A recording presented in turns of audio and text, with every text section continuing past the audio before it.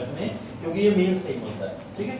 Prelims में अगर इससे रिलेटेड कोई क्वेश्चन आएगा भी तो प्रीलिम्स में आप आसानी से लगा लोगे कि विऔद्योगीकरण के नुकसान भारतीयों को क्या क्या झेलने पड़ रहे होंगे, है ना, तो वो आप लगा लोगे। मेंस में बस ये चीज़ें ध्यान रखने की है।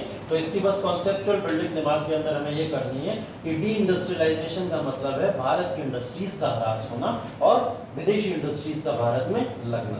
और विदेशी इंडस्ट्रीज के लगने की वजह से भारतीयों को क्या क्या नुकसान हो सकते हैं? पहली चीज तो ज्यादा टैक्स देना पड़ सकता है, महंगाई जैसी चीजें बढ़ सकती हैं भारत के अंदर। वस्त्रों को अगर छोड़ दिया जाए तो वस्त्र सस्ते करके भी भारत की इंडस्ट्रीज का तो नुकसान हो ही रहा है ना, तो वो भी नुकसान देखने को मिल रहा है। टैरिफ लग रहे हैं, आयातक के तौर पर भारत अब देखा जा रहा है, जो निर्यातक के तौर पर देखा जाता था, ठीक है। आजीविका के लिए भी अंग्रेजों के ऊपर अब डिपेंडेंट होने की हमारी नौबत आ चुकी है। और साथ ही साथ में ये भी देख रहे हैं कि ग्रामीकरण भारत का होना शुरू हो गया, ठीक है। जो अर्बनाइजेशन था वो रूरलाइजेशन में कन्वर्ट होता हुआ दिखाई देता है। तो ये सब विऔद्योगीकरण के पॉइंट्स है।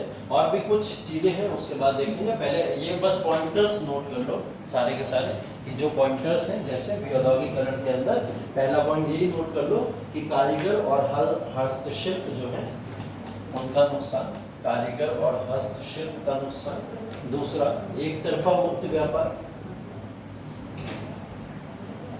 एक तरफा मुक्त व्यापार। तीसरा, वस्त्रों पर उच्च टैरिफ, वस्त्रों पर उच्च टैरिफ।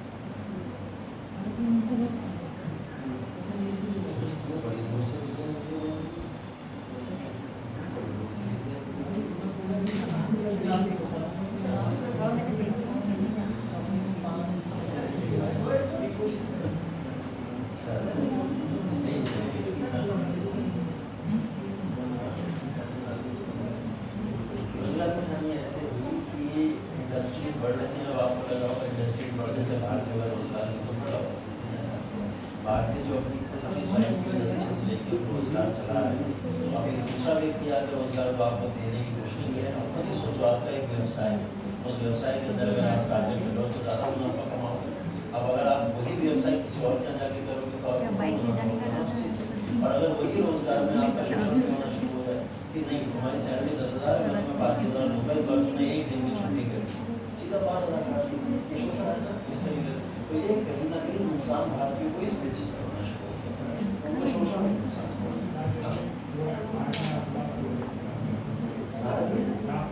राष्ट्रवाद का भारत में राष्ट्रवाद का उदय जब हम लोग पढ़ रहे थे उस समय 1857 का रिवॉल्ट पढ़ा था हमने, तो 57 के बाद में भारतीयों को एक बात समझ आ गई थी कि जब तक यूनिफिकेशन नहीं होगा, एकता नहीं होगी सभी लोगों के अंदर, और हम अपने एक देश के लिए कार्य नहीं करेंगे, तब तक अंग्रेजों से जीत पाना मुश्किल है।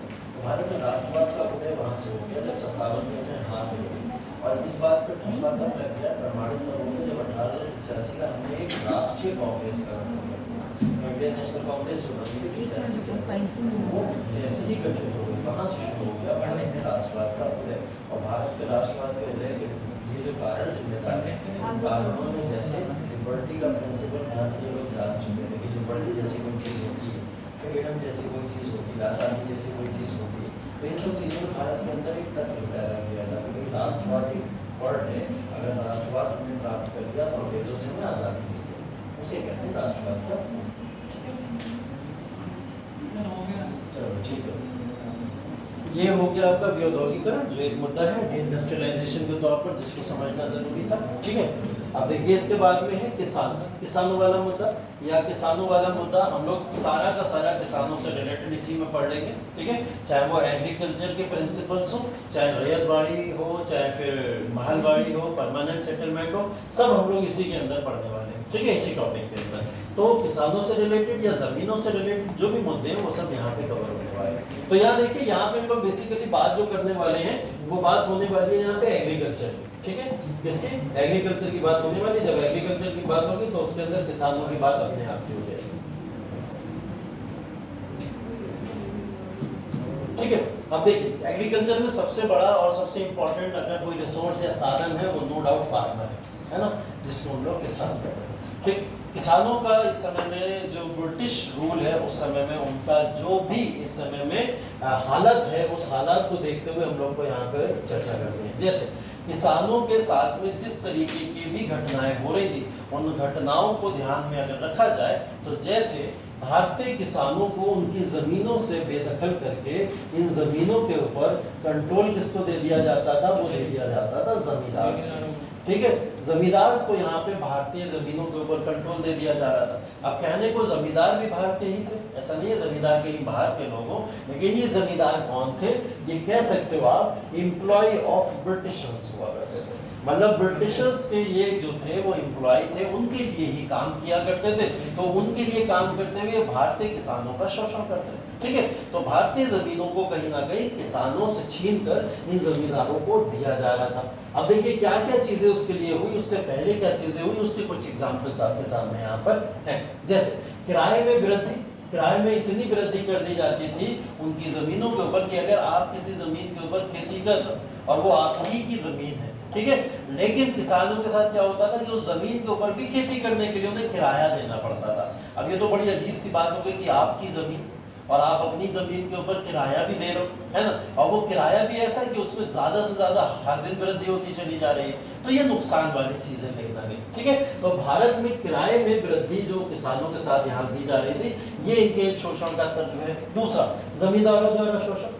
जमींदार क्या करते थे, कब्जे कर लिया करते थे जमीनों पे जाके, क्योंकि कब्जे का राइट कौन देता था, इनको अंग्रेज दिया करते थे, और अंग्रेजों के कहने पे ये कब्जे कर लेते थे, और कब्जे की वजह से क्या होता था, यहाँ जमींदार किसानों के साथ शोषण करना शुरू कर देते थे। शोषण किस प्रकार का होता था, पहली चीज ज्यादा से ज्यादा कर लगाना, टैक्सेस बढ़ा देना। अगर टैक्सेस मान लो कि 70% किसानों के ऊपर ब्रिटिशर्स ने मांगे हैं, ब्रिटिशर्स ने जमींदार से बोला कि 70% कर की उगाही चाहिए हमें किसानों से, ठीक है, तो जमींदार क्या करते थे, 70% के अलावा 20% कर इनके ऊपर बढ़ा के लेते थे और वो अपनी पॉकेट में डालते थे। ठीक है, तो ये एक अलग शोषण चल रहा था इनका। तो ये पूरी की पूरी जमीन पे जितना भी पैदावार होती थी वो तो उठा के या तो अंग्रेजों को दे देते थे या फिर जमींदारों को दे दिया करते थे। ठीक है,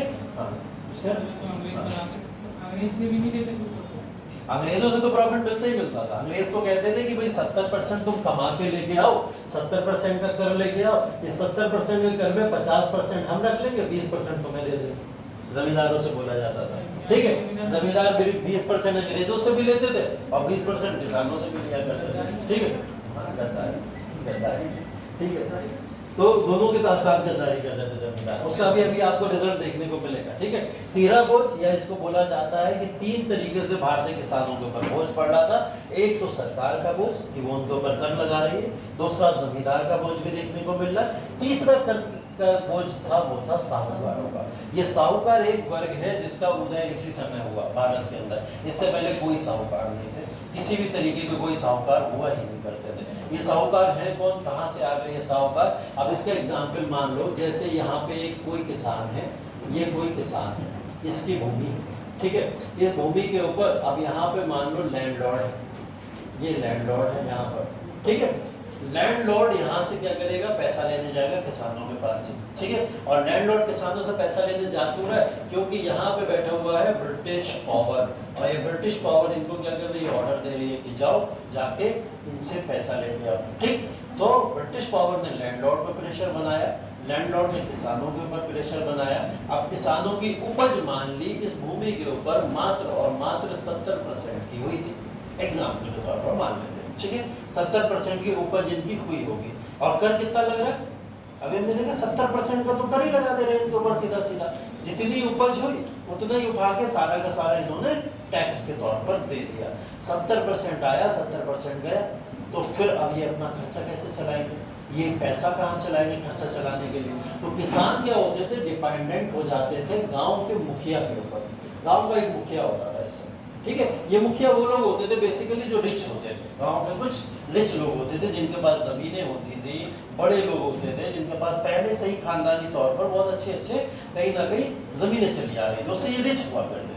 तो ये क्या बनते हैं, मुखिया बन जाते हैं, किसान इनके पास जाते हैं और कहते हैं कि आप हमें कुछ उधार दे दो जिससे हम अपने घर का खर्चा चलाएं, ठीक है, और जब हमारी खेती होगी हम खेती के बेसिस पे आपको वापस में पैसा चुका देंगे, ठीक। तो ये मुखिया क्या करता था, इनको उठा के दे देता था पैसा किसानों को, और किसान जब इनसे पैसा लेके आते थे वो उधारी पे होता था। उधारी का मतलब क्या होता था, उसके ऊपर इंटरेस्ट लगाते थे, ठीक है, ब्याज लगाते थे उसके ऊपर। ये अगर 10 रुपये आप हमसे लेके जाओगे तो आपको 1 महीने के बाद 15 या 20 रुपये वापस करना रहेगा, ठीक है, ये इनके ऊपर कर लगा करते थे। तो ऐसे लोग क्या बन गए मुखिया गांव के, ये बन गए साहूकार। मतलब साहूकार वो वर्ग बन गया जिस वर्ग ने किसानों को पैसा देना शुरू कर दिया उनकी जरूरतों के दौरान। तो अभी तो अच्छा लग रहा है सुनने में कि किसानों को जरूरत पड़ी, किसान गए साहूकार के पास, उन्होंने उन्हें पैसा दे दिया और उन्होंने अपना काम चला लिया, ये अच्छा लगा। आपको भी कल को अगर जरूरत ऐसी पड़ेगी, आप किसी के पास जाओ, कोई पैसा दे दे तो वो तो भगवान की तरह हो जाता है, अरे यार इसने मेरी जरूरत के समय मदद कर दी। लेकिन वो व्यक्ति अगर आपका शोषण करना शुरू कर दे, ठीक है, शोषण करना मतलब कि मैंने तुम्हें 10 रुपए दिए थे, तुमने बोला था 1 महीने में वापस करोगे, अब तुमने 1 महीने में वापस नहीं करे तो तुम्हारा मकान अब मेरे हवाले, ठीक है, अब मैं तुम्हारे मकान को अपने हवाले कर दूंगा, ठीक है।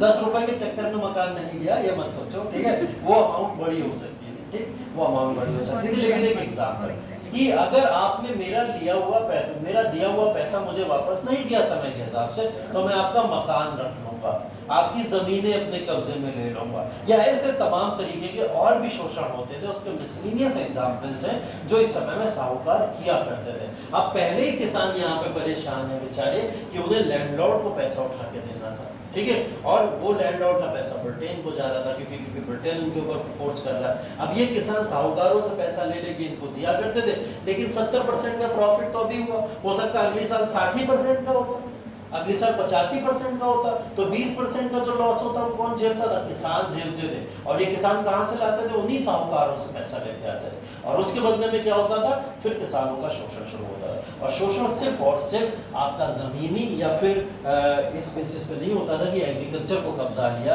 या इनकी लैंड को कब्जा लिया, इवन यहाँ तक होता था कि वहाँ की महिलाओं के साथ में बलात्कार जैसी चीजें भी हुआ करती थी, मर्डर जैसी चीजें भी होती, हिंसा बढ़ती चली जा रही थी, और साहूकार इन सब चीजों का लगातार फायदा उठाया करते थे कि किसान अगर इस चीज को फुलफिल नहीं कर पा रहा तो उसका शोषण करके हम इस सारे कार्यों को करें, और शोषण करने के बाद में भी वो धारी रह जाती है उसके ऊपर, ठीक है। तो ये सारी की सारी चीजें किसानों को शोषण की तरफ धकेल रही थी। ब्रिटेन ने भारत के अंदर एक ऐसे समुदाय को जन्म दे दिया था जो समुदाय भारत का होकर ही भारतीयों का शोषण किया करता था, ठीक है, जिसका नाम था साहूकार, ठीक है। तो ये साहूकार थे जिन्होंने लगातार प्रेशर बनाया, मतलब एक समय ऐसा आ गया था कि साहूकारों से आजादी लेने के लिए किसानों ने आंदोलन तक किए, ठीक है, वो तक यहाँ पे देखने को मिला था, पीजेंट रिवॉल्ट, ठीक। तो ये सारी की सारी चीजें किसानों के ऊपर इस तरीके के इम्पैक्ट पड़ते हैं, ये चीजें देखने को मिलती, ठीक है। इसमें बिचौलियों का उदय भी दिखाई देता है, ठीक है। वो बिचौलियों की बात अगर की जाए तो जैसे ट्रेड्समैन होते हैं, मिडिल मैन होते हैं, बीच का आदमी, कि मतलब जो समझौते कराता है, ठीक है। समझौते किस तरीके के कराता है, कैसे कराता है, उसके एग्जाम्पल कुछ हम लोग देख लेते हैं। जैसे व्यापारी वर्ग होता था, एक व्यापारी वर्ग होता था, और साहूकार तो है ही यहाँ पे बिचौलिए। साहूकार बिचौलियों का काम कैसे करते थे, किसानों को पैसा देते थे जिससे वो पैसा ब्रिटिशर्स को दे पाए। हाँ कौन सा, हाँ, बंधुआ मजदूर की जो बात कर रहे हो वो यही वाला कॉन्सेप्ट है। बंधुआ मजदूर बेसिकली वही है कि मजदूरों से उनको जबरन उनसे मजदूरी कराई जाए, और उसके बाद वो उस सब और उस पर पैसे भी ना दिए जाए, उनको किसी भी तरीके का कोई इनकम ना दिया जाए, बस सिर्फ मजदूरी दे दी जाए, सिर्फ मजदूरी दे दी जाए। मतलब उन्हीं की जमीन और उन्हीं से आप सारा पैसा उठा रहे हो और उनको उसके एवज में क्या दे दे रहे हो, सिर्फ मजदूरी दे दे रहे हो। ऐसे कॉन्सेप्ट बंधुआ मजदूर के तौर पर बाद में पॉपुलर है, ठीक है। तो ये बेसिकली व्यापारी और साहूकार, और कुछ जमींदार भी ऐसे थे जिनका वर्ग जो था जो बिचौलियों की तरह काम करता था। तो यही समय है जिस समय भारत के अंदर मिडिलमैन या बिचौलियों का उदय हुआ, और वो आज तक परंपरा लागू है ना। वो तो हर जगह देखते हो आप, कौन सा ऐसा विभाग है जहाँ बिचौलिए नहीं मिलते हो, है ना। मतलब डीएम के पास अगर आप जाना चाहते हो तो उससे पहले जाने से पहले पता नहीं कितनी सीढ़ियाँ चढ़नी पड़ती है ना। तो वो बीच बीच में जो बिचौलिया होते हैं ना, बिचौलिया शब्द देना सही है उनके लिए, ठीक है, कह सकते हो, क्योंकि वो क्या करते हैं अपने पर्सनल प्रॉफिट का वहाँ पर लेते हैं और फिर बाद में वादा करते हैं कि वो आपको अधिकारी से मिलवाएंगे, है ना। तो ये रिश्वत वाला जो सीन है, ये सब जो करप्शन शुरू हुआ इन बिचौलियों की वजह से ही हुआ। हाँ एग्जैक्टली, बिचौलिए तो आपके मंदिर तक में बैठे हुए हैं, वहां तक भी जाके क्या कर रहे हैं, मस्जिद मंदिर मदार पे बैठे हुए हैं कि चलो भाई आओ, हम आपको भगवान के पास ले जा रहे हैं, दरगाह पे ले जा रहे हैं आपको, चलो हम आपको लेके चलते हैं। और उस पूरे रास्ते में आपसे पता नहीं कितनी उगाई कर लेते हैं। ठीक है, ये सिर्फ और सिर्फ मैंने मंदिरों के अंदर भी देखा, बाजारों में भी देखा है, लगातार हर जगह पे यही होता है। बाहर इतने लोग खड़े होते हैं कि चलो तुम्हें मेन स्थल तक लेके चलते हैं और उसके लिए इतना पैसा डालो, इतना पैसा डालो। तो स्कैनर लगा रही है। हाँ, तो QR कोड है, QR कोड है, तो आप बोल भी नहीं सकते मेरे पास कैश पैसे नहीं नहीं है। है। तुम्हें बहुत अच्छा एक्सपीरियंस है सर। अभी मैं गौरी नगर में गया था, तो उसमें लगा हुआ है ना। नहीं देखो, मंदिर की अगर मेन प्रॉपर्टी पे जा रहा है पैसा तब ठीक है, कोई दिक्कत नहीं। मुझे समस्या बिचौलियों से है जो बीच में पैसा खा के भाग जाते हैं, इनका मंदिर से कोई लेना देना नहीं एक्चुअल में। सर मंदिर का पैसा कौन निकालना है, जो वहाँ पूजा करता है वही निकालता है। हाँ, तो उसमें उसका भी अंश होता है, बिचौलिया का होता नहीं होता है। नहीं, उसमें उनका अंश है तो सेवा भी तो कर रहे हैं, है ना, वो सेवा मंदिर की बैठ के सेवा कर रहे हैं, तो उनका तो हक बनता है, उनको तो कोई दिक्कत नहीं है ना। लेकिन हाँ, बीच में जो है, जो वहां तक पहुंचाने में पैसा ले रहे हैं कि भाई चलो हम तुम्हें सही सलामत पहुंचा देंगे, और अगर हमने कह दिया तो फिर भगवान तुम्हारी सुन ही लेगा, है ना। तो ऐसे लोग जो है ना, जो बीच में पूरी तरीके से मैनिपुलेट करते हुए ले जाते हैं, ये खतरनाक है। ठीक है, उसके बाद में यहाँ पर देखिए, इसके बाद में क्या हुआ, इसी की वजह से कृषि में ठहराव भी हुआ और गिरावट भी होना शुरू हो जाएगी, क्योंकि जमींदार, ब्रिटेन गवर्नमेंट जो है पूरी की पूरी, और फिर साहूकार, सबका प्रेशर किसानों के ऊपर, और किसानों के प्रेशर का मतलब क्या है, एग्रीकल्चर की बर्बादी। ठीक है, किसानों से एग्रीकल्चर है पूरा का पूरा, तो कृषि में क्या हुआ, यहाँ से लगातार गिरावट होना शुरू हो गई। ठीक है, इसकी वजह से क्या आएगा, अकाल आएगा और गरीबी बढ़ेगी। इसी समय में लगभग एक डेटा दिया हुआ है कि 50 से 1850 से 1900 के बीच में 2.8 करोड़, मतलब 2 करोड़ 80 लाख लोग अकाल में मार दिए गए थे, सिर्फ और सिर्फ भूखमरी से मर गए। मतलब आप समझ लो, इन्हें खाने को नहीं मिला होगा, शायद उस वजह से इन लोगों की मौत हो गई होगी। मतलब कृषि की हालत देखो अब ये हो चुके थे इस समय कि जिनकी खुद की जमीनें थी वो तक भूख से मर जा रहे थे, क्योंकि उन्हें सारा पैसा उठा के किसको देना पड़ रहा था, साहूकारों को, जमींदारों को। ठीक है, तो ये एक स्थिति यहाँ पर क्रिएट हो गई। ये देखो यूपीएससी 2018 का क्वेश्चन है, मैंने मेंशन करके रखा है, इसीलिए क्वेश्चन आया था कृषि का व्यवसायीकरण। ठीक है, और ये कृषि का व्यवसायीकरण है जो हमने अभी पीछे देखा। भारत में जो कृषि थी उसको इन्होंने व्यापार कैसे बना दिया। भारत की कृषि तो अभी तक क्या होती थी, रोजमर्रा की भाई आपके खाने की एक परंपरा है, अभी तो एक परंपरा है, तो एक ट्रेडिशन है। हम कृषि के तौर पर अगर देखें, हमारी परंपरा है, पूर्वजों से चली आ रही है, इंडस वैली से हमने देखी, और या फिर प्रीहिस्टोरिक एरा से भी अगर उठा लो तो कृषि एक हमारी परंपरा है, और हम परंपरा के तौर पर कृषि करते थे। इन्होंने क्या करा, उसको व्यवसाय बना दिया। तो कृषि का व्यवसायीकरण कैसे हुआ, जमींदारों को बीच में लाने से, बिचौलियों को बीच में लाने से, साहूकारों को बीच में लाने से, उससे इन्होंने अपना व्यापार क्रिएट करना शुरू कर दिया। ठीक है, और इसी को, कृषि को इन्होंने किस में कन्वर्ट कर दिया, व्यवसाय में, और इसी के बाद में इन्होंने इंडस्ट्रीज लगाना शुरू कर दी पूरी की पूरी, कि कृषि के तौर पर जो भी प्रोडक्ट आया करेंगे, वहां से जो भी गुड्स आया करेंगे, उनको इंडस्ट्रीज में रखा जाएगा और उस इंडस्ट्रीज से उठा के फिर मार्केट में सप्लाई किया जाएगा। अब ये क्या हुआ, ये व्यवसाय बन गया। ठीक है, वरना देखो बहुत सामान्य और बहुत नॉर्मल सा मानव था। भारतीय जो थे हमारे, बहुत नॉर्मल से लोग थे। बार्टर सिस्टम जानते थे, सिर्फ बार्टर सिस्टम समझते हो आप लोग, क्या होता है, वस्तु का विनिमय। ठीक है, जिसको हम लोग बोलते हैं, सिर्फ और सिर्फ हम उसको जानते थे कि हमारे पास में भाई गेहूं नहीं है, हम तुम्हें जो है दे रहे हैं चावल, तुम हमें उसके बदले गेहूं दे दो। ठीक है, वो वस्तु विनिमय किया करते थे। मतलब भी हमारे पास अगर कोई एक प्रोडक्ट नहीं है, वो प्रोडक्ट के बदले आप हमें दूसरा प्रोडक्ट दे दो, तो हमने एक चीज दी, दूसरी चीज हमें मिल गई। वहां पे किसी भी तरीके का पैसों का लालच, किसी भी तरीके का कोई मनी का लालच कुछ था ही नहीं। सिर्फ और सिर्फ वस्तु जो हमारे पास नहीं है उसकी डिमांड करते थे, सामने वाला हमें वो दे देता था। बार्टर सिस्टम पे हम लोग डिपेंडेंट थे, है ना। तो इन्होंने क्या करा, इसका व्यवसायीकरण करना शुरू कर दिया। इसको ऐसा ट्रेड या व्यापार के तौर पर इन्होंने यहाँ पे लाया कि जिसकी वजह से पूरी दुनिया कहीं न कहीं भारतीय कृषि से व्यवसाय करना शुरू कर देती है। ठीक है, इसके अंदर इन्होंने जो सबसे बड़ा फायदा उठाया था, वो उठाया था कैश क्रॉप से। नकद जो फसलें होती हैं, उन फसलों का उत्पादन भारत में कराना शुरू कर दिया। जैसे मैंने एक एग्जाम्पल इंडिगो का भी आपको नील की खेती का दिया था, जो चंपारण, जिसकी वजह से इतना बड़ा आंदोलन हो गया। अब इंडिगो पे इतना प्रेशर करते थे क्योंकि उससे इन्हें ज्यादा मुनाफा हुआ करता था, तो उस पर इतना प्रेशर हो जा रहा है कि जिसकी वजह से भारत की फसलें जो है लगातार, जो मेन क्रॉप्स थी वो बर्बाद हो रही थी। ठीक है। अब अगर आप गन्ना बो दो, गन्ना बोने के बाद में धान गेहूं के लिए समय कम बचता है, जिसकी वजह से हमारी फसल खराब हो जाती है। आज के समय में भी अगर देखो तो कैश क्रॉप्स कभी मेन फसलों को खराब कर देती है। उस समय तो इंडिगो नील की खेती जो बंजर जमीन को कर दे रही है, उस खेती को करवाया जा रहा है, तो फिर सोचो फसलों का क्या हालत होगा, है ना। तो इन्होंने सिर्फ अपने व्यवसाय को बढ़ावा देने के लिए इन सारी चीजों को किया।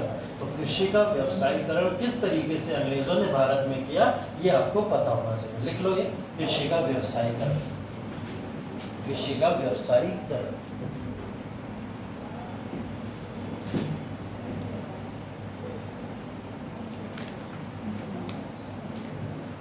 ठीक है, और इसमें पॉइंट लगा के लिख लेना, भारतीय जमींदार, भारतीय जमींदार, साहूकार,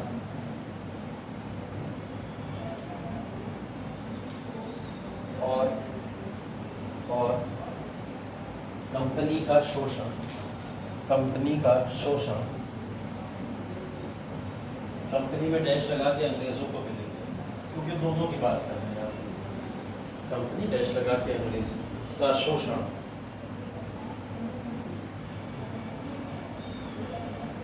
व्यवसायीकरण के लिए जिम्मेदार माना जाता है, व्यवसायीकरण के लिए जिम्मेदार माना जाता है।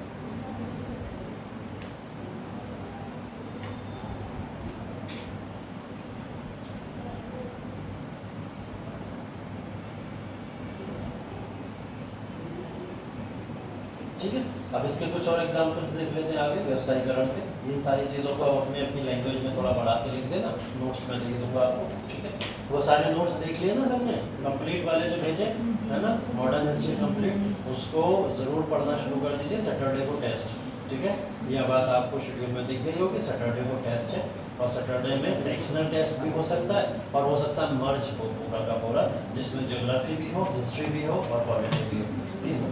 और तीनों मिला के जब होगा तो लंबा समय, लगभग 3 घंटे 2 घंटे का टेस्ट होगा आपका। ठीक है, और उसमें आपको अच्छा टेस्ट करने के लिए नोट्स का रिवीजन बहुत ज़रूरी है। ठीक है, पॉलिटी और ज्योग्राफी का नहीं पता मुझे, लेकिन मैं हिस्ट्री का बता दे रहा हूँ कि नोट्स से बाहर क्वेश्चन नहीं जाएंगे। ठीक है, अगर आप कायदे से अच्छे से नोट्स को पढ़ लेते हो, और क्लास जिन्होंने किए हुए वो तो नो डाउट फिर तो ज़रूरत भी नहीं है इतना नोट्स में कवर करने। ठीक है, तो आप लोग आराम से उससे कर सकते हो। अब देखिए, कृषि का व्यवसायीकरण के पीछे ये कारण तो नहीं है, इससे पहले भी कुछ हमारे और कारण हैं जो जिम्मेदार थे इसके लिए। ठीक है, जैसे हम लोग बात कर रहे थे वहाँ पे जमींदारी व्यवस्था की, मालवाड़ी व्यवस्था की, या फिर रैयतवाड़ी व्यवस्था की। ये व्यवस्थाएं भी हैं जिन्होंने भारत के अंदर कृषि का व्यवसायीकरण करना शुरू कर दिया था। तो सबसे पहले अगर जमींदारी व्यवस्था की बात करें तो यहाँ पे एक चार्ट जो आपको दिख रहा है, यहाँ सबसे नीचे पीजेंट्स या फार्मर्स दिख रहे होंगे, बीच में आपको जमींदार दिख रहे होंगे, और सबसे ऊपर ब्रिटिश गवर्नमेंट दिख रही होगी। तो बहुत सिंपल सी बात समझ आ रही है कि पीजेंट्स अपना पूरा का पूरा पैसा उठा के जमींदार को दे देते थे, और जमींदार उठा के ब्रिटिश गवर्नमेंट को दे देते थे। लेकिन ये कहानी क्या इतनी ही आसान है? नहीं, इतनी आसानी, इसके पीछे कई सारे कारण जिम्मेदार हैं। जैसे जब जमींदारी व्यवस्था लॉर्ड कॉर्नवालिस के द्वारा लाई गई थी 1793 के अंदर, ठीक है, कब आई थी? 1793 में लॉर्ड कॉर्नवालिस इस व्यवस्था को लेके आया। तो इस व्यवस्था के आने से पहले भारत के अंदर उस समय में आर्थिक तौर पर कृषि ही जिम्मेदार थी, जिससे मुनाफा कमाया जा सकता था। तो इससे पहले भी कई सारे प्रयत्न हो चुके थे, जिसको वॉरेन हेस्टिंग ने भारत के अंदर किया था। वॉरेन हेस्टिंग की अगर बात करें तो वॉरेन हेस्टिंग ने 2 तरीके के प्रयत्न किए थे कृषि के सुधारों से लेकर। ठीक है, कृषि सुधार आप उसको कह सकते हो उनकी तरफ से, लेकिन ये हमारे लिए तो एक्सप्लॉइटेशन था। ठीक है, तो क्या हुआ था, इसने सबसे पहले यहाँ पे एक सिस्टम दिया था जिसका नाम था क्विंक्यूनल सिस्टम। ठीक है, क्विंक्यूनल सिस्टम, जिसको बोला जाता है बेसिकली हिंदी में पंचवार्षिक प्रणाली। ठीक है, पंचवार्षिक प्रणाली। पंचवार्षिक प्रणाली का मतलब ये होता था कि 5 साल के लिए, 5 इयर्स के लिए जो लैंड होती थी, उस लैंड को उठा के उसके ओनर से हटाकर, मतलब ओनर के पास में लैंड नहीं रहेगी, लैंड ओनर से हटा के किसको सौंप दी जाएगी? जमींदारों को सौंप दी जाएगी। कितने टाइम के लिए? 5 साल के लिए। और 5 साल के लिए चेक किया जाएगा कि भाई कितना मुनाफा यहाँ से मिल पा रहा है, कितना जमींदार ले जा रहे हैं, और कितना जो प्रॉफिट है वो हमको मिल पा रहा है। ठीक है, तो इन सारी चीजों को यहाँ पे चेक किया गया जब क्विंक्यूनल सिस्टम लागू किया गया। कितना समय के लिए? 5 साल के लिए लागू किया गया। 5 साल इसका क्रॉस एंड चेक हुआ, चेक एंड बैलेंसेस किया। 5 साल में पता चल रहा है कि जमींदार पीजेंट्स जो मुनाफा लिया करते थे, मतलब पीजेंट्स जो जमीनों के ऊपर काम किया करते थे, उससे जो उगाई करते थे, मान लिया वो उगाई थी 50% की, ठीक है, 50% फसल आ पाती थी। 50% की फसल में जमींदार इनके ऊपर जो कर लगाया करते थे वो 30% का लगाते थे, और 30% में से उठा के 20% किसको देते थे, ब्रिटिश गवर्नमेंट को इनको दे दिया करते थे। लेकिन ये सिर्फ और सिर्फ देखने में तो सही लग रहा है कि 20% का मुनाफा ब्रिटिश गवर्नमेंट को दिखाई दे रहा है, लेकिन ऐसा एक्चुअल में नहीं था। एक्चुअल में ये था, यहाँ पर एक प्रणाली थी कि 50% का अगर मुनाफा हुआ है तभी 30% और 20% का डिवीजन होगा। ठीक है, अगर 50% का मुनाफा ना हो के सिर्फ 10% का ही मुनाफा होता तो क्या होता, तो फिर इस 10% के हिसाब से विभाजन होता। ठीक है, तो अंग्रेजों के पास क्या पहुंच पाता, जीरो, मतलब उनके पास में पैसा पहुंच ही नहीं पा रहा था इस प्रणाली के थ्रू। क्यों, क्योंकि पीजेंट्स के पास में एक बहाना था, वो बहाना ये था कि हमारे यहाँ पे मानसून जो है वो बहुत प्रभावित करता है हमारे यहाँ की फसलों को, और मानसून के आधार पर फसलें बदलती रहती हैं। हर साल एक सी फसल होती है, ये हमने देखा है कभी नहीं, हर साल फसलें बदलती रहती है, कभी बहुत अच्छी फसल होती है, कभी बारिश होने ना होने की वजह से फसल खराब भी हो जाती है। तो ये एक प्रॉब्लम थी। 5 साल इन्होंने सिस्टम चेक किया और ये सिस्टम हो गया फेल, नुकसान हो गया, अंग्रेजों का इसमें नुकसान हो गया। इन्होंने सिस्टम को लागू किया, इसके लिए कई सारे जमींदारों को एम्प्लॉय बनाया और एम्प्लॉय बनाकर उनसे कार्य कराना शुरू किया, उसका पैसा भी उन्हें दिया, लेकिन अंततः हुआ क्या, इनको उससे नुकसान उठाना पड़ा। तो पंचवार्षिक सिस्टम फेल क्यों हो गया, क्योंकि हमारे यहाँ का जो कृषि व्यवस्था है वो किसके ऊपर डिपेंड करती है, इंद्र देवता। हमारे यहाँ इंद्र देवता है जिनके ऊपर डिपेंड करती है। अंग्रेज तो नहीं जानते इंद्र देवता को, ठीक है, उन्हें क्या पता इंद्र देवता को, उन्हें कैसे पता वर्षा कब होगी कब नहीं होगी। उन्हें तो पता था हर साल मानसून आता है और हर साल मानसून आके फसल ऐसी हो जाती है। उन्हें नहीं पता ना इंद्र देवता गुस्सा में बैठे हुए तो बारिश ही नहीं करेंगे लोग, तो इन्हें ये बात नहीं पता थी। तो ये बात धीरे धीरे 5 साल लग गए उन्हें सीखने में कि भाई अभी हम 5 साल के सिस्टम के बेसिस पे अभी काम नहीं कर सकते। तो इन्होंने दूसरा सिस्टम अपनाया, वॉरेन हेस्टिंग्स। इसको बोला गया ईयरली बिडिंग सिस्टम। भाई 5 साल का काम ना कर पाए तो क्या करो, सालाना काम कर लो। ठीक है, सालाना बोली लगाना इसको बोला जाता है, सालाना बोली लगाना। अब हर जमीन की बोली सालाना लगा करती थी। ठीक है, हर साल क्या होता था, जमीनों की बोली लगा करती थी और बोला जाता था कि कोई भी अगर जमीन को लेना चाहता है वो व्यक्ति आए और जमीन ले ले और उस पर हमें मुनाफा कमा के दे। तो अब हर साल बोली लगना शुरू हो गई। यहाँ क्या था, 5 साल के लिए फिक्स हो गया था। 5 साल अंग्रेज अपने इस कानून को वापस लेते तो फिर कानून का ब्रेक हो जाता। तो इन्होंने क्या करा, अब ईयरली बिडिंग सिस्टम शुरू कर दिया, सालाना बोली लगाओ और जमीनों को अपने अपने हाथ में ले लो। अब सालाना बोली लगाना भी अंततः माना गया फेल हो गया, ये भी कार्य नहीं कर पाए क्योंकि इतने शॉर्ट समय में समझ ही नहीं आता था कौन सी फसल में कमाई हो रही है और कौन सी फसल में कमाई नहीं हो रही है। तो ये दोनों नुकसान दे रही है। ठीक है, वॉरेन हेस्टिंग के बाद में कॉर्नवालिस पे ये जिम्मेदारी आई। वॉरेन हेस्टिंग तो अपना कार्यकाल पूरा करके चले गए, इनके ऊपर जिम्मेदारी है, इन्होंने सोच समझ के एक व्यवस्था लागू करी जिसका नाम था जमींदारी व्यवस्था। ठीक है, ये जमींदारी व्यवस्था सक्सेस थी। ठीक है, सक्सेस की बात करें तो सफल थी, और सफल किसके लिए थी, अंग्रेजों के लिए। ठीक है, इसमें भारत के फेवर की बात ही नहीं हो रही। किसके लिए सफल मानी जाएगी, अंग्रेजों के लिए ये सफल व्यवस्था मानी गई।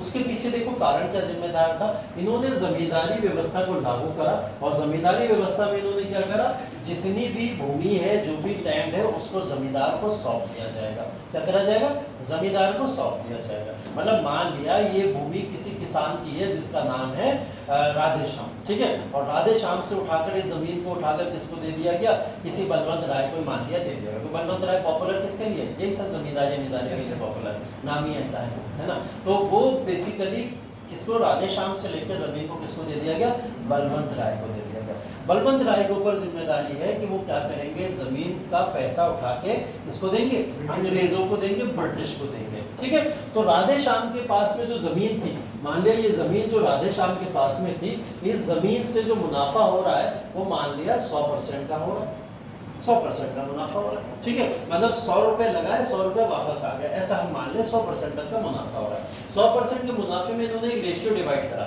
बोले एक है 1/10 और एक है 11/, ऐसे ही था कुछ नहीं, 100% फिक्स।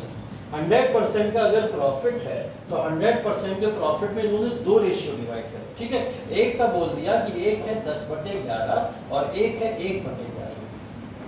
ठीक है, ऐसा प्रॉफिट कुछ डिवाइड कर दिया, इसका कुछ डिवीजन हो गया। ठीक है, अब 10/11 और 1/11 का अगर हम लोग मार्जिनलाइज करें तो आपको क्या लगता है कौन सी संख्या बड़ी है इसमें से, 10/11 बड़ी है, 1/11 बड़ी? 1/11 पड़ी पक्का? 1/11 पड़ी है ना? 10/11 11 में से 10 पार्ट ले लिए गए तो मतलब कौन सी बड़ी हो जाएगी? 10/11 बड़ी हो जाएगी। अच्छा ठीक है, सही है ना? ऐसे ही होगा ना कुछ? सब क्लियर हो इस बात में? सीसेट भी आता है, बीएससी में सीसेट भी आता है जहाँ पे ये सब करना पड़ता है आपको, ठीक है? तो ये सब करना पड़ता है, ठीक? तो ये जो 10/11 भाग है ये भाग ज़्यादा है, ठीक है? अगर हम देखें तो ये भाग क्या है? ज़्यादा है। ज़्यादा का प्रॉफिट कौन लेगा? कंपनी लेगी, ठीक है? ज़्यादा का प्रॉफिट कौन लेगा? कंपनी लेगी। और कम का प्रॉफिट किसके पास जाएगा? बलवंत राय के पास में जाएगा। मतलब 1/11 हिस्सा किसके पास जा रहा है? बलवंत राय के पास में जा रहा है। और कंपनी के पास में कितना जा रहा है? 10/11 का हिस्सा जा रहा है। 100% पूरे हो गए? 100% पूरे हो गए ना? अरे ऐसे देखो, अगर 10/11 प्लस 1/11 को जोड़ोगे तो भाई 11/11 गया ना, पूरा हो गया ना, खत्म। मुनाफा बचा क्या? कुछ। अब इन दोनों में बट गया पूरा का पूरा। अब किसानों के पास क्या बचा? कुछ नहीं। किसानों के पास 0 मुनाफा बचा। मतलब जिसकी जमीन थी राधे श्याम की, उनको मिला बाबा जी का ठुल्लू, ठीक है? और सारा का सारा मुनाफा उठा के कौन ले गया यहाँ पे? या तो अंग्रेज उठा के ले जा रहे हैं, कंपनी उठा के ले जा रही है, या बलवंत राय के हाथों में चला जा रहा है, ठीक है? तो राधे श्याम के पास में अब क्या मिलता था यहाँ पे? राधे श्याम को सिर्फ और सिर्फ मिलती थी मजदूरी, ठीक है? क्या मिलती थी? मजदूरी। मतलब तुमने मेरी जमीन पे पूरे दिन काम किया, बलवंत राय से बोलते थे, तुमने मेरी पूरे दिन जमीन पे काम किया तो लो उसका ये मजदूरी दे दो, ठीक है? जिसकी जमीन वो बेचारा उससे मजदूरी लेके जा रहा है, ठीक है? तो आप इस बात को ही सोच सकते हो कि उसके लिए कितना ज्यादा ये बात शोषणकारी होगी कि पहली बात तो मेरी ही जमीन, उस पर आके इन्होंने अपना कब्जा किया और कब्जा करके मुझसे ही उसके ऊपर मजदूरी करा, ठीक है? तो इसको क्या मिलता था? सिर्फ और सिर्फ मजदूरी। तो जो स्थायी बंदोबस्त था वो सक्सेसफुल क्यों हो गया? क्योंकि इसमें भारतीयों का शोषण होना शुरू हो गया, ठीक है? इसमें अंग्रेज अपना मुनाफा तो ले जा रहे हैं, पूरा का पूरा 10/11 तक मुनाफा मिल जा रहा है। बात की जाए तो लगभग देखा जाए तो 90% का मुनाफा तो अंग्रेजों का, 10% का मुनाफा जमींदारों का, और उसके बाद में बचा हुआ क्या बचा किसके पास में? जो राधे श्याम उनके पास 0 रुपया बचा, कुछ बच ही नहीं रहा। उनको क्या मिल रहा है? सिर्फ मजदूरी मिल रही है। इसलिए जमींदारी व्यवस्था यहाँ पर अंग्रेजों के लिए तो सफल थी, लेकिन असफल या फिर नुकसानदायक किसके लिए थी? भारतीयों के लिए। तो आपको नहीं लगता ये व्यवसाय है? व्यापारी तो है, क्या है? ऐसा तो नहीं है ना कि किसी तरीके से खेती को प्रमोट किया जा रहा है, एग्रीकल्चर की परंपराओं को आगे बढ़ाने की कोशिश। सिर्फ व्यापार के लिए तो अंग्रेजों ने ये किया होगा, तो इसको व्यापार के लिए किया। भारत के अंदर जमींदारी व्यवस्था की प्रणाली सबसे पहले बंगाल और बिहार में लागू हुई थी। कहाँ पे? बंगाल और बिहार में लागू हुई थी। धीरे धीरे इसने अपने क्षेत्रों को बढ़ाया, जिससे बनारस और असम जैसे क्षेत्रों में भी धीरे धीरे ये पहुंच गए। तो आपसे इससे रिलेटेड 3 क्वेश्चन आ सकते हैं। पहला क्वेश्चन, पीजेंट जमींदार और ब्रिटिश गवर्नमेंट के बीच में जो ये बटी हुई थी। दूसरा, कितना रेशियो किसको दिया जाता था। और तीसरी चीज आपसे पूछ सकता है कि लॉर्ड कॉर्नवालिस की 1793 की लाई हुई स्थायी बंदोबस्त की नीति कौन कौन से क्षेत्रों में लागू हुई थी, ठीक है? अब लिखो इसको। बात समझ आ गई पूरी? स्थायी बंदोबस्त को नहीं बोलोगे, ठीक है? ध्यान रखना इसको, यही रेशियो है, इसी तरीके से इसको डिवाइड किया जाता है। स्थायी बंदोबस्त डैश लगा के लिखो। लॉर्ड कॉर्नवालिस द्वारा 1793, लॉर्ड कॉर्नवालिस द्वारा 1793।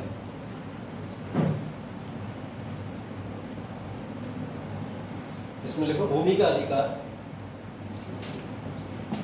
भूमि का अधिकार,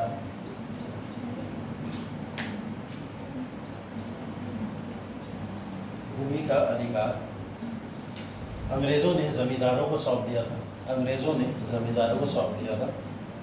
अगर वो वाला चार्ट ही बना लोगे ना, ट्रायंगुलर वाला, तो काफी हो जाएगा मेरे ख्याल से, है ना? उसके अंदर भी लिखने के लिए काफी चीजें आ जाएगी, ठीक है? और ट्रायंगुलर वाला चार्ट बना के ना, कभी लिखने को भी है जमींदारी प्रणाली तो ऐसा ही चार्ट बना देंगे। इसको लिख लो बस, डैश लगा के आगे। बंगाल बिहार, कहाँ कहाँ पे लागू की गई थी उसका नाम लिखो। बंगाल बिहार, मद्रास, बनारस, असम। बंगाल बिहार, मद्रास, बनारस, असम।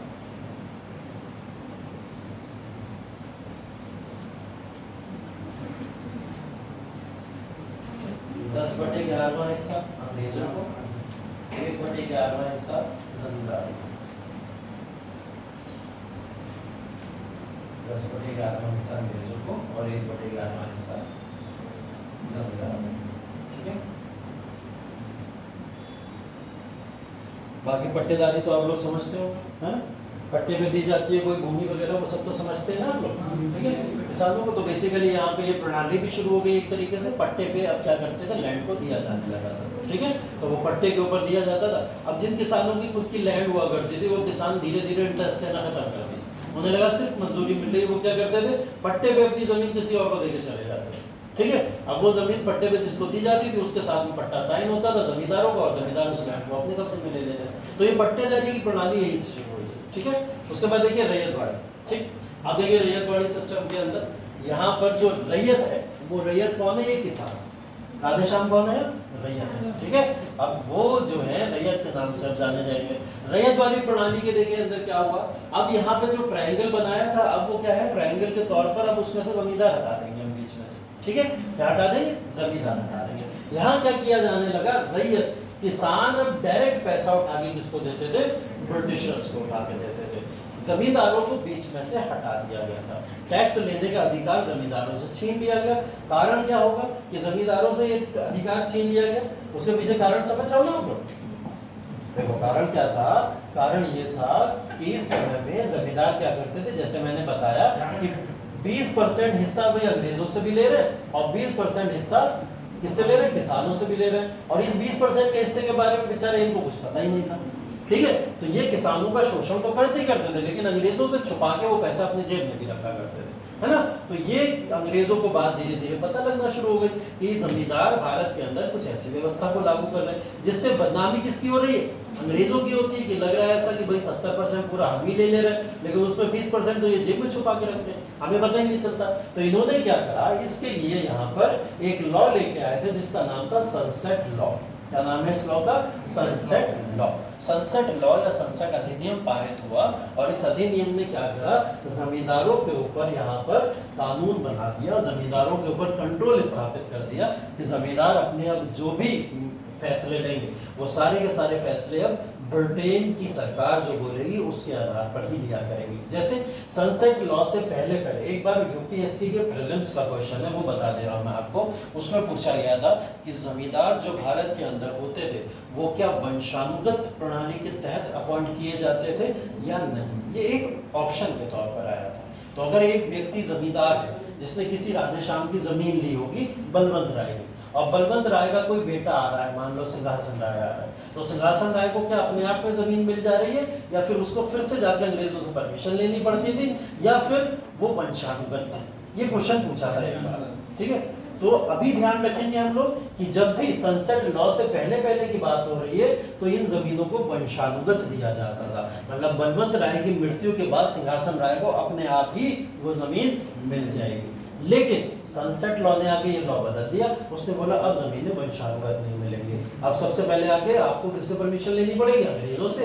अंग्रेज अगर परमिशन देगा तब आपको वो जमीन मिलेगी, लेकिन फिर भी अगर ऑप्शन में आ जाए क्या जमीनें वंशानुगत थी और जमींदार वंशानुगत थे, तो हाँ लगाइएगा उस पर टिक, क्योंकि वो क्या पूछना चाह रहा है, जमींदारी सिस्टम से रिलेटेड क्या अधिनियम कानून पहले पारित किए गए थे उसके बारे में पूछना चाह रहा है, तो उसका आंसर यस होगा, ठीक है? अब देखिए यहाँ पे जमींदारों के सिस्टम को खत्म कर दिया गया, क्योंकि देखिए रैयतवाड़ी व्यवस्था की जो व्यवस्था थी वो बंगाल, बिहार या फिर ऐसे जगहों पे लागू ही नहीं हुई थी जहाँ जमींदारी व्यवस्था है ना? ये लागू कहाँ पे हुई है, उन क्षेत्रों से हट के दूसरे क्षेत्रों में लागू हुई है। तो यहाँ पे क्या करा गया, एक एक्सपेरिमेंट किया गया, बोले जमींदारों को हटा देते, अब सीधा सीधा रैयत या किसानों से टैक्स कौन लेगा, ब्रिटिशर्स लेते थे।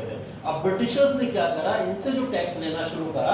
अब आप एक एग्जांपल देखो कि हमने बात करी थी कि 50% का अगर यहाँ पर किसानों का इनकम हो जाता है और 50% की इनकम को ये लोग 30% टैक्स के तौर पर दे दे रहे थे, ठीक है? 30% टैक्स के तौर पर दे दे रहे थे यहाँ, ठीक? और 20% का यहाँ से कौन ले जा रहे थे, जमींदार ले जा रहे थे। ऐसा ही तो हो रहा था, लेकिन अब क्या करा इन्होंने, अंग्रेजों ने 50% की इनकम अगर किसानों की होती थी तो पूरी की पूरी 50% ले जाया करते, ठीक है?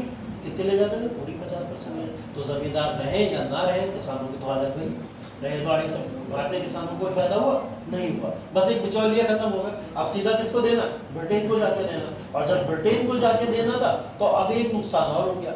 हो सकता है सारे जमींदार बुरे ना हो, कुछ अच्छे भी होते थे, भारतीय होते थे, उनके मन में थोड़ा बहुत कहीं ना कहीं संवेदनाएं भी होती थी, है ना, कि भाई अगर इस किसान के पास रुपया नहीं है तो थोड़ा टाल दिया जाए, या अपनी जेब में से दे दिया जाए, या हमें बाद में दे देगा, कुछ ऐसा भी कर लिया करते थे जमींदार।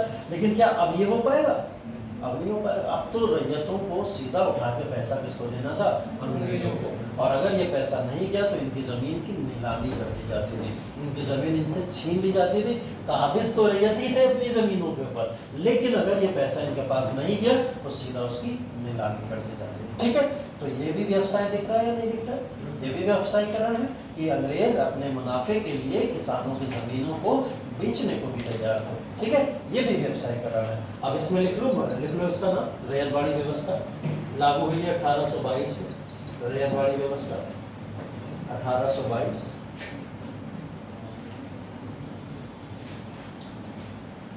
ठीक है, 1822 यहाँ पे 20 लिखा है, वो शताब्दी का अंत लिखा है, इसलिए 1822 ही लिखना। ठीक है, 1822। और इसको लागू किया था थॉमस मुनरो ने। Thomas Munro. और एक नाम इसमें और लिख लीजिएगा, अलेक्जेंडर रीड और थॉमस मुनरो ने, अलेक्जेंडर रीड और थॉमस मुनरो, इन दोनों ने मिलकर रैयतवाड़ी व्यवस्था को लागू किया था। ये रैयतवाड़ी व्यवस्था को लागू किया था। ठीक है, इसके अंदर रैयत किसको बोला जा रहा है? किसानों को बोला जा रहा है। और मालिकाना हक किसका था जमीनों के ऊपर? किसानों का था। ये सब लिखाने की जरूरत नहीं है मेरे ख्याल से, सिर्फ इतना लिखो यहाँ पर कि शुष्क भूमि पे दरें जो थी वो 50% थी।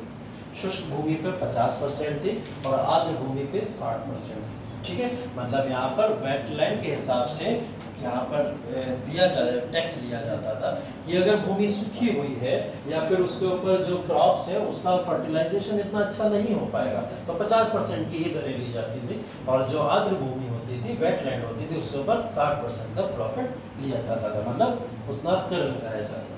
इन दोनों चीज़ों को लिख लो। ठीक है, इसको कहाँ लागू किया गया था लिख लो, असम, बम्बई,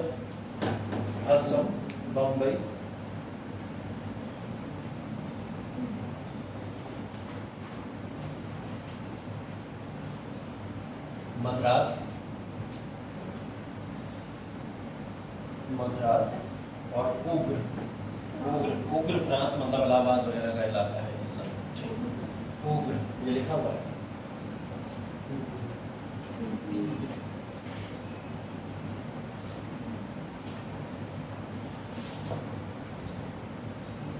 ठीक है, इससे ज़्यादा इसमें ज़रूरत भी नहीं है कुछ।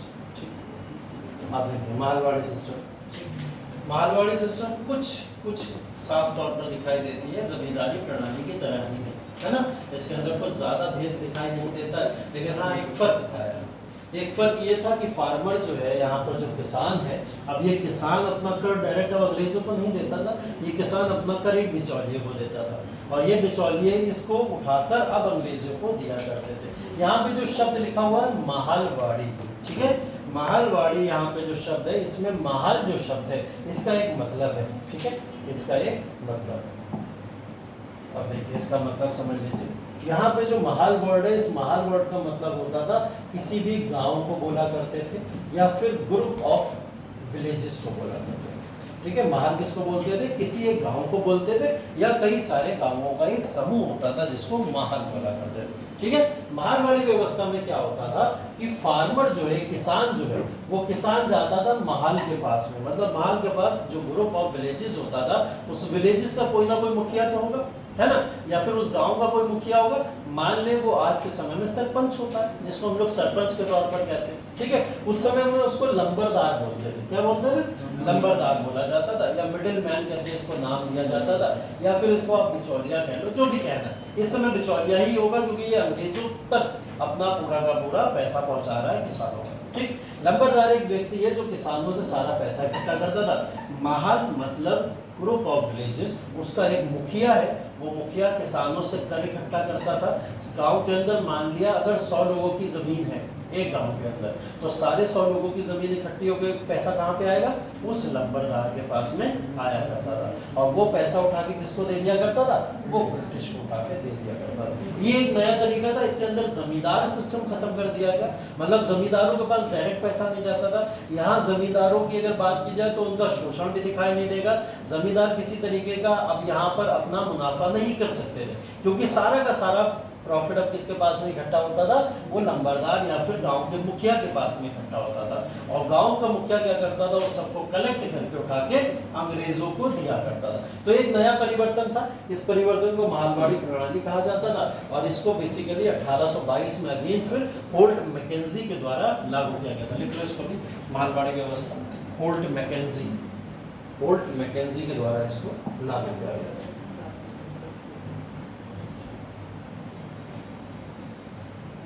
यहाँ भी एक चीज देखने वाली है, वो देखने वाली ये चीज है कि अभी तक देखो उसमें एक डिफरेंस था। हाँ, ये चीज भी देख लो आप, ये चीज देख लो कि यहाँ पे फार्मर और लंबरदार ये दोनों है बीच में। अभी यहाँ पे अगर जमींदार होता तो ये भूमि किसकी होती? जमींदारों की होती। लेकिन यहाँ पर अगर यहाँ पे कोई यहाँ पर लंबरदार है तो फार्मर की ही जमीन रहेगी, जमीन उसके पास से नहीं जाती।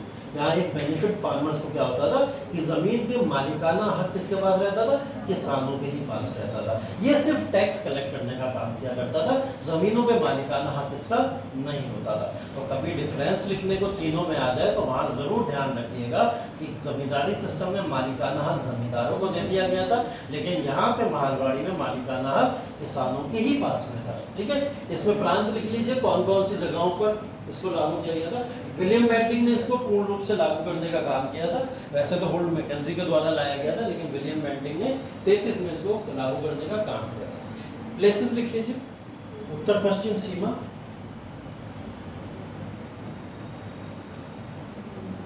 आगरा, मध्य प्रांत, गंगा घाटी, पंजाब। मध्य प्रांत, गंगा घाटी और पंजाब।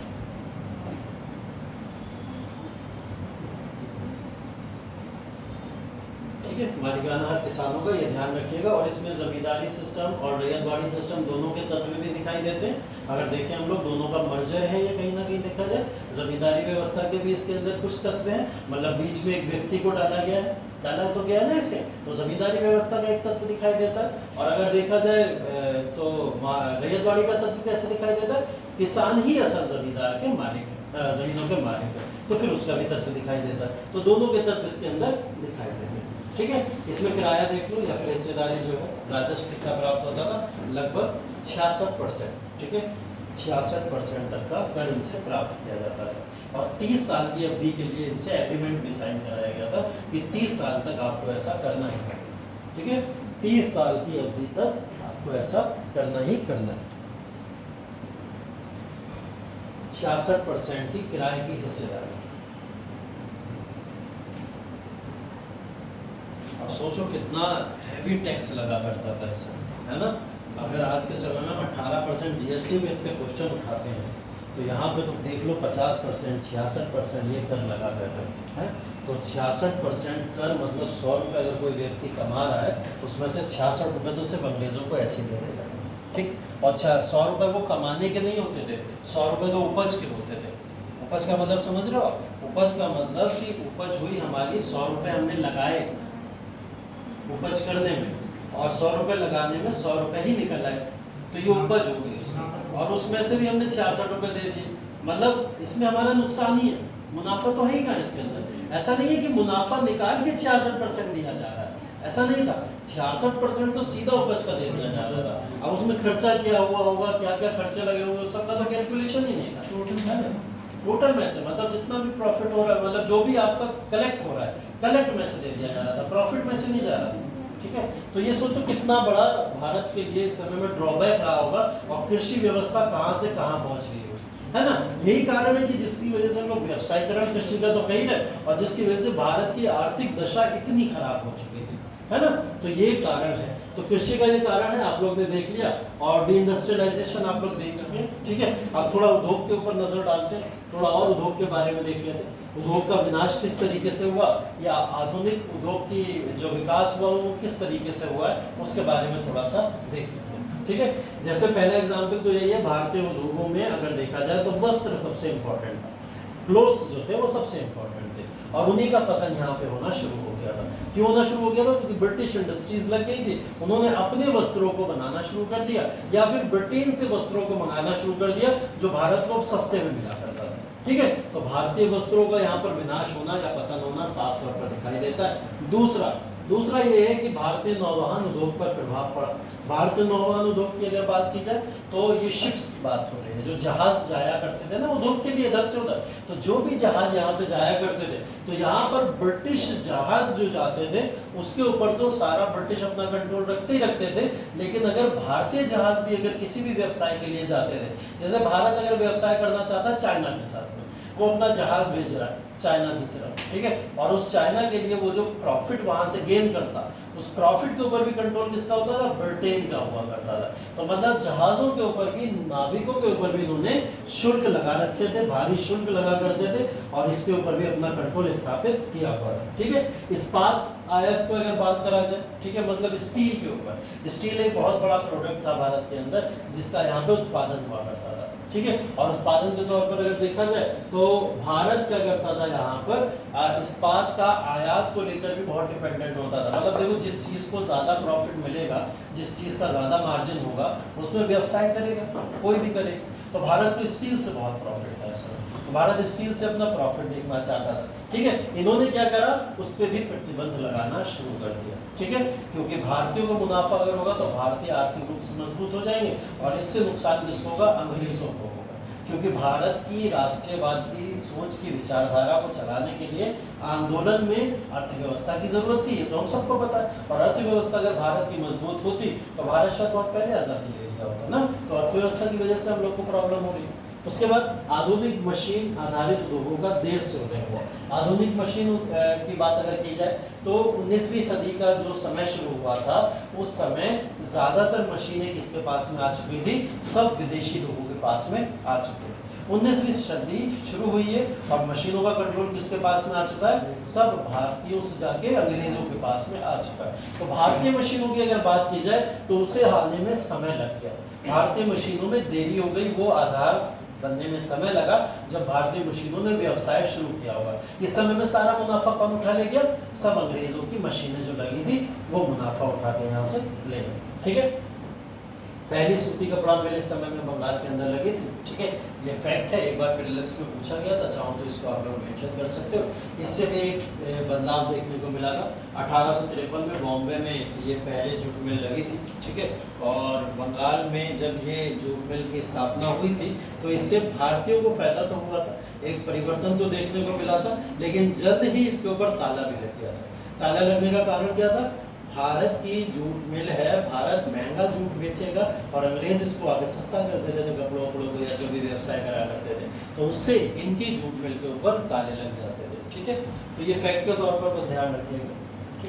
औपनिवेशिक अर्थव्यवस्था की भारतीयों ने या राष्ट्रवादियों ने आलोचनाएं की हैं, और आलोचनाएं नो डाउट की भी जाएंगे जब इतनी बुरी तरीके से भारतीयों का शोषण हो रहा है, ठीक है। तो आलोचनाओं में अगर पहली बात करी जाए, गांधी जी ने आलोचना की, हाँ की है, बिल्कुल की है। भारत के अंदर जब रेलवे का व्यवसाय शुरू हुआ, व्यवसाय ही कहेंगे हम इसको, इन्होंने व्यवसाय के तौर पर रेलवे को शुरू किया था, तो गांधी जी ने रेलवे के पॉजिटिव पॉइंट ना गिना के सारे नेगेटिव गिनाए, और इन नकारात्मक पहलुओं के ऊपर गांधी जी साफ तौर पर इस बात को बोलते थे कि भारत के अंदर ब्रिटेन का जो रेलवे है वो रेलवे भारत के व्यवसाय को गिराने के लिए लाया गया। ये क्या करेगा? भारत में जितना भी धन है उसको उठाकर सीधा ट्रांसफर कहाँ कर देगा? इंग्लैंड में ट्रांसफर करना शुरू कर देगा, और वही हुआ भी। ड्रेन ऑफ वेल्थ में हम लोग देखते ही यही सब, ठीक है। और काकोरी वाले केस में भी मैंने आपको बताया, भरा हुआ बॉक्स था, डिब्बा था, उसमें इतना ज्यादा सोना जा रहा था, कहाँ जा रहा था, कहाँ ले जा रहे थे ये लोग? भारतीयों को तो नहीं बांटना था, तो क्या कर रहे थे? ये कहीं से लेके आए थे, कुछ भारतीयों से लेके आए थे, और उसको अपने यूज के लिए या अपने पर्सनल एक्सप्लॉयटेशन के लिए लेके जा रहे हैं, ठीक है। तो ये कहीं ना कहीं एक जिम्मेदारी थी भारतीयों की कि इस बात को दिखाना लोगों को कि देखिए किस तरीके से शोषण ये लोग कर रहे हैं। तो पहली चीज तो बौद्धिक दृष्टिकोण का विकास इस समय में देखने को मिलता है। जो भारतीय आलोचना कर रहे हैं, क्यों कर रहे हैं? क्योंकि बौद्धिक दृष्टिकोण भारतीयों का बढ़ चुका था इस समय। जैसे दादा भाई नौरोजी, राजा राम मोहन राय, ईश्वर चंद्र विद्यासागर, ये सब पढ़े लिखे लोग हैं, बौद्धिक विकास वाले लोग हैं, इन्हें पता है सही और गलत में डिफरेंस क्या है। तो ये उस डिफरेंस के बेसिस पे इनकी आलोचनाएं करते हुए दिखाई देते हैं। ठीक है। दूसरा, आर्थिक समालोचना के अग्रणी विश्लेषक अगर बात की जाए तो इस समय आर्थिक समालोचना की भी बात हो रही है। मतलब आर्थिक रूप से भी कई सारे लोग क्रिटिसिज्म करते थे, और वो क्रिटिसिज्म क्या था, वो कौन कौन लोग कर रहे हैं, वो ये नाम लिखे गए। उसमें एक बार क्वेश्चन पूछा गया था आपका 2015 के पीसीएस में, इसमें यूपीएससी में। ठीक है। तो यूपीएससी में 2015 में एक बार ये क्वेश्चन पूछा गया है कि भाई ये बताइए आर्थिक समालोचना के अग्रणी विश्लेषक कौन कौन हैं भारतीय में, और इसमें से 4 ऑप्शन दे दिए गए थे, और उन ऑप्शन में आपको इसमें से कोई मार्क करना था। ठीक है। तो ये सारे नाम आपको याद होना चाहिए कि कौन कौन लोग इस समय आर्थिक रूप से बात कर रहे हैं, चर्चा कर रहे हैं भारतीयों के लिए कि भारतीयों का आर्थिक रूप से शोषण हो रहा है। ठीक है। दादा भाई नौरोजी कोई नहीं भूल सकता, क्योंकि poverty and un-British rule in India, drain of wealth, धन की निकासी, सारे सिद्धांत देने वाले यही है। तो आर्थिक रूप से बात कर रहे हैं। ठीक है। न्यायमूर्ति महादेव गोविंद रानडे, इनके बारे में तो मैंने आपको बताया था। इंडियन एसोसिएशन से भी ये जुड़े रहे कई समय तक, दादा भाई नौरोजी के साथ में भी कई समय तक जुड़े रहे। लंदन के अंदर भी जाकर इन्होंने भारत की अर्थव्यवस्था से रिलेटेड कार्य किए। तो महादेव गोविंद रानडे का भी नाम है। आरसी दत्त का नाम इसलिए आता है इसके अंदर क्योंकि भारत का आर्थिक इतिहास की किताब लिखने वाले ये व्यक्ति हैं। इन्होंने, आरसी दत्त ने क्या लिखा, भारत के आर्थिक शोषण जो हो रहा है, जो चीजें शायद हम लोग पढ़ रहे हैं आर्थिक रूप से शोषण दिखाई दे रहा है, वो इन्हीं की किताबों का सार पढ़ रहे हैं। ठीक है। तो इन्होंने भी बताया हमको कि आर्थिक शोषण अंग्रेज कैसे कर रहा है, वो इनका नाम आता है। गोपाल कृष्ण गोखले, सुब्रमण्यम अय्यर और पृथ्वी चंद्र रे, ये भी वो व्यक्ति हैं जिन्होंने भारत की आर्थिक दशा के ऊपर यहाँ पर टॉर्च डाली थी, लाइट डाली थी, बताया था कि भारतीयों का शोषण आर्थिक रूप से हो रहा है। ठीक है। उसके बाद में देखिए 2012 में फिर एक क्वेश्चन यूपीएससी में पूछा गया है, और ये क्वेश्चन सीधा ड्रेन ऑफ वेल्थ से, धन की निकासी वाला सिद्धांत जो मैंने आपको बताया पूरा का पूरा, किसने दिया, दादा भाई नौरोजी ने। कौन सी किताब में पब्लिश हुआ था, भारत में गरीबी और ब्रिटिश शासन की जो किताब है, poverty and British rule in India, इस किताब में इसका पूरा का पूरा आलेख आपको देखने को मिलेगा। और इसमें बात क्या की गई है, सिर्फ और सिर्फ ये बताया गया कि भारत के अंदर से जितना भी धन है वो सारा का सारा धन उठा के कहाँ जा रहा है, इंग्लैंड में जा रहा है। ठीक है। और इसको दादा भाई नौरोजी ने नोटिस कर दिया था। याद ना रहे तो केजीएफ मूवी याद कर लेना। ठीक है। केजीएफ देखी तुम लोग, देखिए ना, जिसने देखी है उसको अच्छे समझ आ जाएगा ये वाला पॉइंट कि दादा भाई नौरोजी को रॉकी भाई मान लो थोड़े समय के लिए। ठीक है। क्या मान लो, रॉकी भाई मान लो, रॉकी भाई समझ रहे हो ना, केजीएफ में मेन हीरो। अगर पिक्चर नहीं देखी होगी तो इतना तो सबने देखा होगा, अब जिन्होंने पिक्चर देखी है उनके लिए बता रहा हूँ, देख लेना, अच्छी पिक्चर। 2 बार देख रखा है। औपनिवेश का मतलब कि मेरी कोई जमीन नहीं अगर, और मैं अपनी जमीन बना लूँ उसे, तो मैं क्या करूँगा, उस पर औपनिवेश अपना धारण करूँगा। ठीक है। तो मतलब मेरी जमीन ना होते हुए भी मैं किसी दूसरी जमीन पर कब्जा कर लूँ, तो मेरे लिए वो क्या हो जाएगी, औपनिवेशिक भूमि हो जाएगी। ठीक। जैसे एग्जाम्पल के तौर पर हिटलर ने क्या करा था, औपनिवेशिक तौर पर कब्जा करना शुरू कर दिया। तो आसपास के जो प्रांत वो कब्जा रहा था वो उसका औपनिवेशवाद था। अंग्रेजों ने भारत पे कब्जा करा के, तो अंग्रेजों की ये पूरी की पूरी लैंड थोड़ी है, लैंड तो भारत की है ना, लेकिन अंग्रेजों ने इसको क्या बना लिया, अपना औपनिवेश बना लिया। हाँ, अरे वो वही चीज है, वही। अरे सिंगुलर प्लूरल में फंस रहा होता हूँ, है ना, ये ग्रामर का सिंगुलर प्लूरल है। हाँ, वही है। देखो उसका मतलब उपनिवेशवाद और औपनिवेशवाद जो आप कह रहे हो, दोनों का मानना वही है। ठीक है। बस किसी भी लैंड के ऊपर कब्जा कर लेना इस तरीके से, और पॉलिटिकल प्रभाव अपना उसके ऊपर निर्धारित कर देना, हाँ, वो औपनिवेशवाद कहलाता है। ठीक है। उसी को औपनिवेशवाद कहते हैं। ठीक है। तो ये बेसिकली जो सिद्धांत आया था, इस सिद्धांत के बारे में 2012 में पूछा गया था। ड्रेन ऑफ वेल्थ के बारे में पूछा गया था। इसके अंतर्गत आप किसी भी एग्जाम्पल के तौर पे इसको याद रख लेना। ठीक है। जैसे मैं अभी बता रहा था, रॉकी भाई वाला एग्जाम्पल याद रखना, दादा भाई नौरोजी को थोड़े समय रॉकी भाई मान लेना, क्योंकि वो उस समय में आपने देखा होगा केजीएफ मूवी में जो पूरा का पूरा सीन दिखाया गया है, वो कहाँ का दिखाया गया है, वो कोलार गोल्डफील्ड का दिखाया गया, जो कर्नाटका के अंदर है। ठीक है। तो कर्नाटका के अंदर वो अपना वर्चस्व रखते हैं पूरा का पूरा, लेकिन थोड़े समय बाद वो घूम के कहाँ, मुंबई जाते हैं, बॉम्बे जाते हैं। जब बॉम्बे जाता है रॉकी, तो वहाँ पे जाके क्या देखता है कि जो सोने के बिस्किट हैं, वो सोने के बिस्किट देखने को मिल रहे हैं बॉम्बे में रखे हुए, वो बिस्किट हैं जो भाई कोलार गोल्डफील्ड के बिस्किट थे। तो कोलार गोल्डफील्ड के बिस्किट बॉम्बे कैसे आ गए कर्नाटका से? अब ये वो सोचना शुरू करता है, और जब सोचना शुरू करता है तो उसको पता चलता है यहाँ ड्रेन ऑफ वेल्थ हो रहा है, क्या हो रहा है, धन की निकासी हो रही है यहाँ पे। तब उसको ये बात समझ आती है। तो कैसे समझ आ जाती है उसको ये बात? उसको समझ आ जाता है कुछ बिचौलिए हैं बीच में जो हमारे यहाँ का सोना चुरा रहे हैं और चुरा के बॉम्बे में भेज रहे हैं, जिससे उन्हें ज्यादा मुनाफा हो रहा है। तो वहाँ धन की निकासी का सिद्धांत, यही काम किसने किया? दादा भाई नौरोजी। दादा भाई नौरोजी हैं तो इंडिया में, और इंडिया से कहाँ चले गए? ब्रिटेन में। और ब्रिटेन में उन्हें दिख गया कोई सोने का बिस्किट, और उस सोने के बिस्किट के ऊपर इंडिया की स्टाम्प लगी हुई है, मोहर लगी हुई है। तो उन्होंने जब सोने का बिस्किट देखा, बोले ये आया कहाँ से यार? हमने तो ना भारत की किसी भी ऑर्गेनाइजेशन ने परमिशन दी इसकी, ना निर्यात आयात इस तरीके का होता है, तो ये सोने के बिस्किट इंग्लैंड तक कैसे पहुंचे? तो जब उन्होंने रिसर्च करना इसके ऊपर शुरू करी, तभी उन्होंने poverty and un-British rule in India में लिखा कि भारत से धन की निकासी होती है, और ये सोने के बिस्किट या जितना भी सामान है सब इंडिया से उठ के कहाँ आ रहा है? इंग्लैंड में आ रहा है, गलत तौर पर। ऐसी थोड़ी अर्थव्यवस्था इतनी कमजोर होती है हमारी, है ना? इसी वजह से तो दादा भाई नौरोजी का सबसे बड़ा इसमें माना जाता है, और उन्हीं की ये सिद्धांत की थ्योरी पे क्वेश्चन 2012 में पूछा गया था। ठीक है, बस एग्जाम्पल में अगर लिखने को आए तो वहाँ पे केजीएफ की पिक्चर में लिखाना था। ठीक है, बस मैंने समझाने के लिए बता दिया आपको। ठीक है, अब इसका अगर थोड़ा बहुत ब्रिटिश नीतियों की आलोचना करें तो आलोचनाएं भर भर के हैं आपके पास में, आप मन भर के गालियां दे सकते हो। ठीक है, जितना बुरा भला कह सकते हो उसके बारे में। ठीक है, हाँ समेटना पड़ेगा कि बाद में समेट के देंगे। ठीक है, तो पहले आलोचनाएं कर देना जितना मन करे।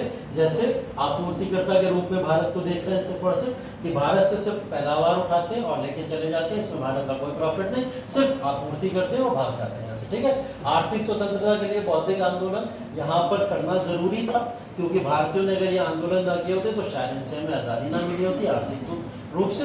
तो इन्होंने आर्थिक रूप से आर्थिक स्वतंत्रता को हमारे कैप्चर कर लिया था। दूसरी आलोचना ये कह सकते हो, अभिकथन के तौर पर कह सकते हो कि भारत को इन्होंने आर्थिक रूप से और गरीब बना दिया, भारत अब और गरीब हो गया था। ठीक है, अब गरीब एक राष्ट्रीय मुद्दा बन गया था, कहाँ गरीबी का नाम हम भारत में नहीं सुनते थे, अब गरीबी एक राष्ट्रीय मुद्दा बन चुका था। इनके आने के बाद में औद्योगिकरण के माध्यम से इन्होंने विकास किया, जिससे भारतीयों का लगातार शोषण हुआ है। ठीक, आर्थिक निष्कासन, इन्होंने भारत की पूंजी को उठा के ब्रिटेन में ट्रांसफर करना शुरू किया, तो ये आर्थिक निष्कासन है। ठीक है, व्यापार और रेलवे की आलोचना तो की गई है। व्यापार भी ये लोग क्यों कर रहे हैं? भारत की गुड्स को या फिर वस्तुओं को लगातार एक्सप्लॉइट करने के लिए। और रेलवे से इन्होंने क्या करा है? रेलवे से सीधा का सीधा पैसा उठा के ट्रांसफर किया है दूसरे देशों में या विदेशों में। ठीक है, तो उस तौर पे भी देख सकते हो, एक तरफा टैरिफ या व्यापार करा करते थे, टैरिफ या टैक्स अगर लगाया करते थे तो एक तरफा टैक्स लगा करता था इनके ऊपर, और यही सारी चीजें आर्थिक पतन के लिए भी जिम्मेदार थी।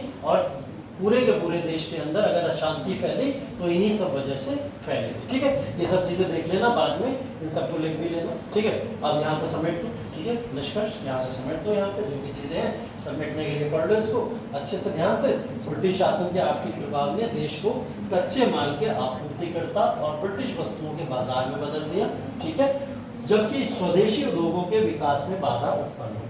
ठीक, एक तो आप निष्कर्ष के तौर पर ये लिख सकते हो। ठीक, दूसरा स्थायी बंदोबस्त वाली जो हमने बात करी थी, और एक तरफा मुक्त व्यापार, जो भी एक तरफ जो टैरिफ लगाया करते थे, कर लगाया करते थे, जैसी नीतियां भारतीय किसानों को और कारीगरों को हाशिए पर धकेल देती हैं, वो एक आप इसके कंक्लूजन में लिख दो।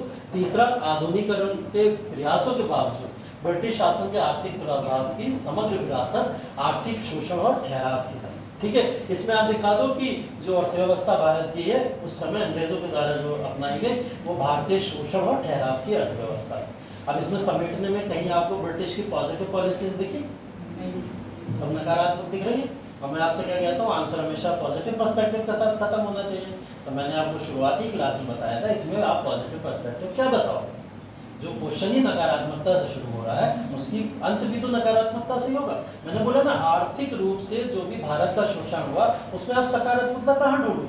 नहीं ढूंढ सकते ना। तो जहाँ नहीं ढूंढ सकते वहाँ जबरदस्ती वहाँ पे उड़ेलो मत, है ना। अब वहाँ रेलवे को जबरदस्ती घुसा के नहीं, रेलवे ने फायदे किए, ये करा वो करा, ये जबरदस्ती वाले काम मत करना। अगर वो आपसे पूछ ही रहा है कि भारत पे आर्थिक शोषण हुआ तो आर्थिक शोषण लिखो, खुल के लिखो, कोई प्रॉब्लम नहीं। ठीक है, अगर आपको बैलेंस करने को आ रहा है, ये वाला क्वेश्चन बैलेंस करने को कभी नहीं आता है, ना कभी आएगा। इसमें सिर्फ आलोचनाएं आपको लिखनी है और उन आलोचनाओं के माध्यम से आपको अपने आंसर को मेंशन करना है, ठीक है। अब इस पूरे के पूरे क्लास के अंदर जो चीज़ें नहीं समझ आई हो या जो थोड़ा जल्दबाजी में निकल गया हो, जैसे आलोचनाएं जल्दबाजी में निकल गई है ना, ऐसी चीज़ों के लिए नोट्स दे दूंगा, वहाँ से जाके रिवाइज कर लेना, ठीक है। और उसके बाद में भी समस्या आएगी तब कॉन्टेक्ट कर लेना, एक बार फिर उसके ऊपर चर्चा कर लेंगे, ठीक। कल से पोस्ट इंडिपेंडेंस इंडिया शुरू करेंगे, ठीक है। चलिए आज यहीं रखते हैं। Okay, thank you so much. ये किसके हैं? चलो बता तो दिए तुम, चेक भी करेंगे। चलो चेक बोले कर दिया